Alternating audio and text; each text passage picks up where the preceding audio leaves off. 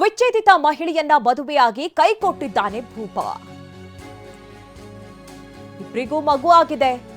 ಮಗು ಆದ ಬಳಿಕ ಮೋಹನ್ ರಾಜ್ ಎಂಬಾತ ಪರಾರಿಯಾಗಿದ್ದಾನೆ.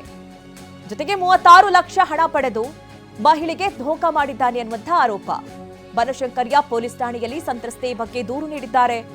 ಮೋಹನ್ ಬಳಿ ಕೇಳೋಕ್ ಹೋದ್ರೆ ಬೆದರಿಕೆ ಹಾಕ್ತಿದ್ದಾನೆ ಎನ್ನುವಂತಹ ಆರೋಪ. ನೀನ್ಯಾರು ನನಗೆ ಗೊತ್ತೇ ಇಲ್ಲ ಅಂತ ಹೇಳ್ತಾ ಇದ್ದಾನಂತೆ. ಪೊಲೀಸರಿಂದಲೂ ನ್ಯಾಯ ಸಿಗ್ತಾ ಇಲ್ಲ ಅಂತ ಹೇಳಿ ಮಹಿಳೆ ಆರೋಪಿಸ್ತಾ ಇದ್ದಾರೆ. ನೋಡಿ, ಮೊದಲ ಪತಿಗೆ ಡಿವೋರ್ಸ್ ನೀಡಿದ್ರು ಸಂತ್ರಸ್ತ ಮಹಿಳೆ. 10 ವರ್ಷದ ಹಿಂದೆ ಮೋಹನ್ ಜೊತೆ ಪರಿಚಯವಾಗಿತ್ತು. 2021ರಲ್ಲಿ ವಿಚ್ಛೇದನ ಆಗಿತ್ತು ಈ ಮಹಿಳೆಗೆ. ಅಂದ್ರೆ ಮೊದಲ ಪತಿಯ ಜೊತೆ ವಿಚ್ಛೇದನ ಆಗಿತ್ತು. ಮನೆ ಕಟ್ಟಿ ಜೀವನವನ್ನ ಶುರು ಮಾಡ್ಕೊಳ್ಳೋಣ ಅಂತ ಈತ ಕತೆ ಹೊಡೆದಿದ್ದ. ಚಿನ್ನಾಭರಣ ಸೇರಿ 36 ಲಕ್ಷ ಪಡೆದು ವಂಚನೆ ಮಾಡಿದ್ದಾನೆ ಅನ್ನುವಂತಹ ಆರೋಪವನ್ನ ಈಗ ಸಂತ್ರಸ್ತ ಮಹಿಳೆ ಮಾಡ್ತಾ ಇದ್ದಾರೆ.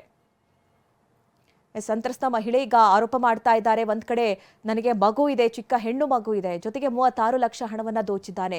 ಹೋಗಿ ಕೇಳೋಣ ಅಂತ ಹೋದ್ರೆ ಬೆದರಿಕೆ ಹಾಕ್ತಾ ಇದ್ದಾನೆ. ನೀನ್ ಯಾರು ನನಗೆ ಗೊತ್ತೇ ಇಲ್ಲ ಅಂತ ಹೇಳ್ತಾ ಇದ್ದಾನೆ. ಏನ್ ಮಾಡೋದು? ಪೊಲೀಸರಿಗೆ ದೂರನ್ನ ಕೊಟ್ಟಿದ್ದೀರಿ, ಅವರು ಕೂಡ ಯಾವುದೇ ರೀತಿ ಕ್ರಮ ಕೈಗೊಳ್ತಾ ಇಲ್ಲ ಅಂತ ಹೇಳಿ ಸಂತ್ರಸ್ತೆ ಮಾತನಾಡಿದ್ದಾರೆ. ಹಾಗಾದ್ರೆ ಅವನು ಏನ್ ಹೇಳಿದ್ರು ಬನ್ನಿ ನೋಡೋಣ. ಸರ್, ಮೋಹನ್ ರಾಜ್ ಅನ್ನೋರು ನಂಗೆ 10 ವರ್ಷದಿಂದ ಪರಿಚಯ ಇದ್ದಾರೆ. 2022ರಲ್ಲಿ ನಮಗೆ ಮದುವೆ ಆಯಿತು. 2023 ಫೆಬ್ರವರಿಲಿ ಒಂದು ಹೆಣ್ಣು ಮಗು ಆಯಿತು. ಆಮೇಲೆ 2025 6ನೇ ತಿಂಗಳಲ್ಲಿ ಮನೆ ಬಿಟ್ಟು ಹೋದವನು ಇವತ್ತಿಗೂ ಬಂದಿಲ್ಲ. ನ್ಯಾಯ ಕೇಳಕ್ಕೆ ಅವ್ರ ಮನೆಗೆ ಹೋಗಿದ್ದಕ್ಕೆ ಹೊಡೆದು ಆಚೆ ಹಾಕಿದ್ರು.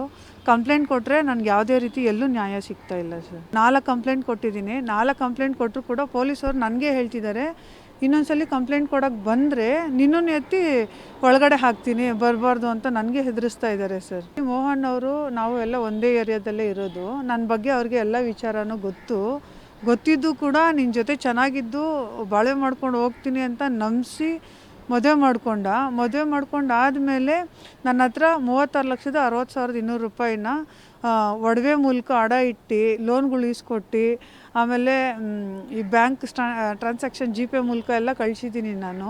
ಇವಾಗ ನೋಡಿದ್ರೆ ನೀನೇ ಕೊಟ್ಟಿಲ್ಲ ಅಂತ ಹೇಳ್ತಾ ಇದ್ದಾನೆ. ಯಾರಂತಲೇ ಗೊತ್ತಿಲ್ಲ ಅಂತ ಹೇಳ್ತಾ ಇದ್ದಾನೆ ಸರ್. ಅದು ಅವರು ಹೆಲ್ತ್ ಇಶ್ಯೂ ಇತ್ತು, ಅದು ಮಿಸ್ಅಂಡರ್ಸ್ಟ್ಯಾಂಡಿಂಗಿಂದ ನಮಗೆ ಡಿವೋರ್ಸ್ ಆಗಿ ಬಿಟ್ಬಿಟ್ಟು. ಅದು 2021ರಲ್ಲಿ ಅವರೇ ಕೊಡಿಸಿದ್ದು ಡಿವೋರ್ಸ್. ಆಮೇಲೆ ಇವ್ರು ಇದ್ಕೊಂಡು ನಮ್ಮನೆ ಹತ್ರನೇ ಇರೋದ್ರಿಂದ ನನ್ನ ಬಗ್ಗೆ ಎಲ್ಲ ಗೊತ್ತಿರೋದ್ರಿಂದ